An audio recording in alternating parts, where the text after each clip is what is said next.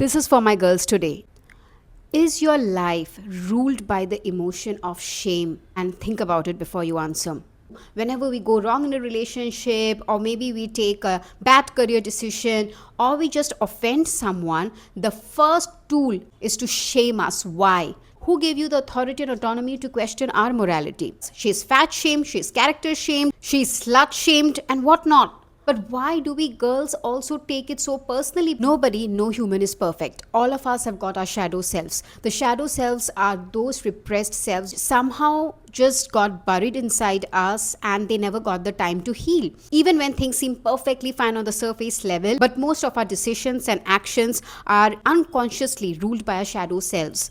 And because we don't face our shadow selves, our suppressed selves, it gives the autonomy and authority inevitably to the other person to mock us. And we start shrinking ourselves, whereas it was a very strategic ploy to rob you of that very raw energy that the society is scared of. Because a woman who is well aware of her strengths, of her faults, of her mistakes, is a very dangerous woman. Dangerous in the way that she knows herself inside out. And when you know yourself so perfectly well, it's very hard to tame you. It's very hard to harness you. It's very hard to govern you. It's a very strategic ploy to even pit us against one another. There is this internal misogyny also happening everywhere around. Male energy was supposed to be this stable, conscious energy. But we are not shaming you for going all haywire and aggressive and carrying that badge of honor and the onus of protecting us. No, nobody asked you for your protection. If we need, we'll ask it. And then this whole standard of youthfulness and beauty being the utmost epitome of femininity. Who has set those benchmarks?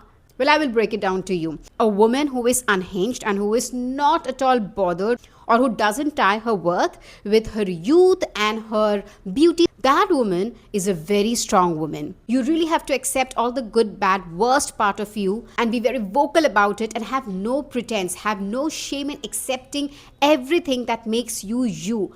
Female energy is this aggressive, raw energy and we have to celebrate it. We know how to harness that energy and use it for our own benefit as well as the benefit of society and nation as a whole. Be very careful and vigilant of the story that's running inside you in auto mode. It's time to change it because until and unless you change that story, you can't expect the 3D reality to change. We should be sovereign beings. We should have our own autonomy to run our own lives. Please don't be ashamed of your mistakes and your past and your relationship choices, your career choices, your unique traits, your fragility, your stubbornness, your wildness, your audacity. If at all morality matters so much, moral standards matter so much, then the onus of morality of a society doesn't depend on its women alone. The men also should equally participate and not just be there judging us for all our choices. It's time we become that species, the dangerous one, because there's nothing wrong in it. You don't have to comply by any moral standards because nobody here is perfect. Whose rule book are you following? Even if you tick all the boxes of the moral logbook, even then, what good is it going to bring it to you? Who is the authority that you're reporting to? We don't want to live in a world wherein we are constantly fighting every day for man versus woman. Is that even a war? It was supposed to be all complementary. Don't make it man versus woman. Society always hates a woman who knows of her superpowers that might actually wreak havoc if left untamed. It will definitely break their fragile egos. So now you know that story that runs inside our head in auto mode is not the story that we developed for ourselves. We never had the autonomy, in fact. So who was running that story for us?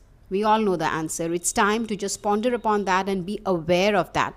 Whenever that thing crosses your mind, just catch the thought and try reinstating newer beliefs, newer thoughts in that place. And try changing it one day at a time.